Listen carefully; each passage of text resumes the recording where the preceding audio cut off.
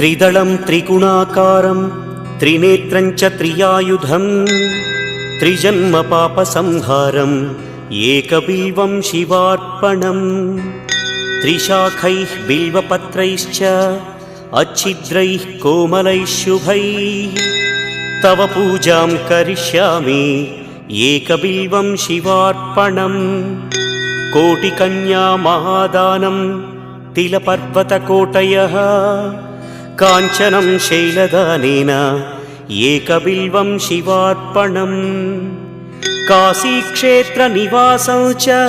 कालभैरवदर्शनं प्रयागे माधवं दृष्ट्वा एकबिल्वं शिवार्पणम् इन्दुवारे व्रतं स्थित्वा निराहारो महेश्वर